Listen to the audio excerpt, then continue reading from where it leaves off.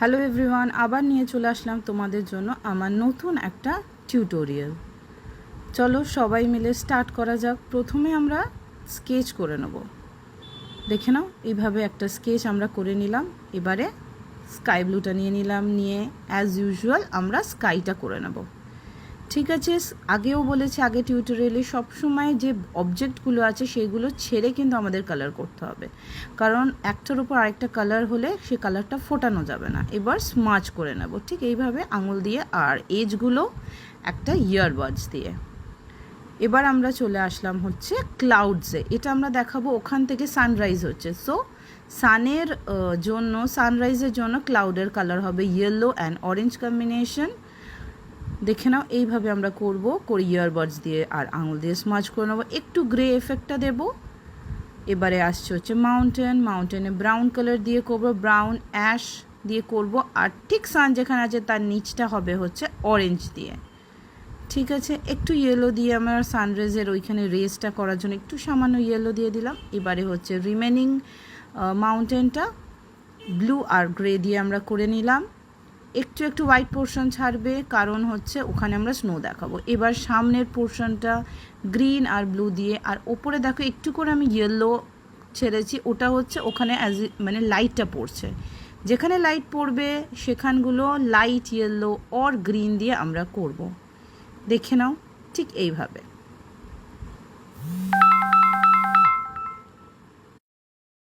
এইভাবে ইয়ারবাডস দিয়েও আমরা একটু স্মাচ করে নেব জিনিসটা, যাতে এফেক্টটা সুন্দর আসে। এবার হচ্ছে সামনের পোর্শনে আমরা ওখানে দেখাবো বুশেস আছে, আর বুশেস যেতে পিঙ্ক কালারের ফ্লাওয়ার হয়ে আছে।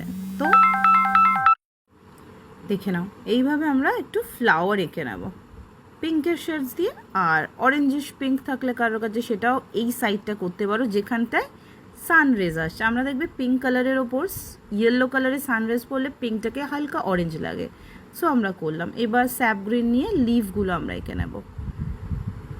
দেখে নাও, এইভাবে ছোট্ট ছোট্ট করে আমরা ওই পিঙ্ক ফ্লাওয়ারগুলোকে ছেড়ে দিয়ে রিমেনিং ট্রিটা এইভাবে স্যাপ গ্রিন দিয়ে ছোট্ট ছোট্ট করে এঁকে নেব।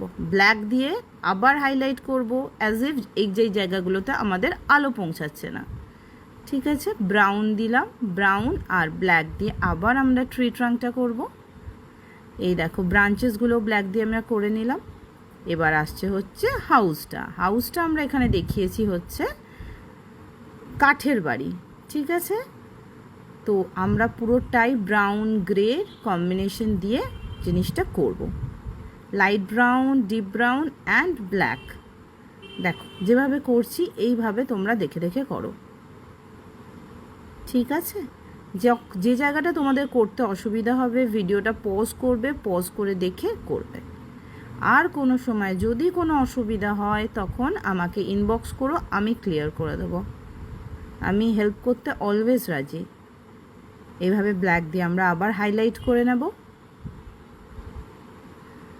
দেখো, আবার বলছি, ট্রিটা আর হচ্ছে এই হাউসটা কখনোই স্মাচ করবে না, কারণ এটা হচ্ছে এই পুরো পেন্টিংটার মেন সাবজেক্ট।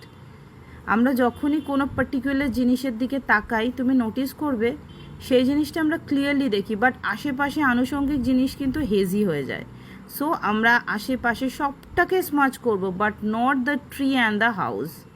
এবার দেখো, সামনের গ্রাসগুলো আমরা করছি কিভাবে, ইয়েলো আর গ্রিন দিয়ে 1 1 করে, আর যেটা ফিল্ডটা ইয়েলো আর স্যাপ গ্রিন দিয়ে। এই দেখো, এইভাবে স্মাচ করে নিলাম। একটু রাস্তা দেখাচ্ছি, তো এখানটাতে আমরা একটু গ্রে আর ব্রাউন দিয়ে রাস্তাটা করব। এখানে একটু পাথর দেখালাম, তাই একটুখানি দুটো জায়গা ছোট্ট ছোট্ট করে গ্রে দিয়ে আমরা করলাম। আবার সামনে একটা বুশেস থাকবে, এইদিকে একটা বুশ থাকবে, ওইদিকে একটা বুশ থাকবে। তোমরা দেখে নাও, এইভাবে ফ্লাওয়ার করে 1 1 করে সবসময় স্যাপ গ্রিন দিয়ে আমরা বুশ করব। 1 1 করে করার কারণ, আগের বারও বলেছি, 1 1 করে করার কারণ হলো তাহলে তুমি ওটাকে গ্রাস বা বুশ বলে দেখাতে পারবে, নয়তো এটাকে ফিল্ড বলেই মনে হবে যে উঠে আছে ব্যাপারটা। ওটাকে বোঝানোর জন্য সব সময় 1 1 করে করতে হবে। দেখো, এইভাবে আমরা আবার এইদিকে একটা ফ্লাওয়ারের বুশ করে দিচ্ছি। এই বুশটাতেও প্রচুর ফ্লাওয়ার হয়েছে, তোমরা চাইলে অন্য কালার দিয়েও ফ্লাওয়ার করতে পারো। এরকম কোনো ম্যান্ডেটরি নেই যে আমি পিঙ্ক করেছি বলে তোমাদেরও পিঙ্ক করতে হবে। তোমরা রেড দিয়ে করতে পারো, তোমরা অরেঞ্জ দিয়ে করতে পারো, যে কালারটা তোমাদের ভালো লাগবে তোমরা সে কালার দিয়েই করবে। আবার ব্ল্যাক দিয়ে আমি হাইলাইট করছি, মানে ওখানে আলো এসে পৌঁছায়নি।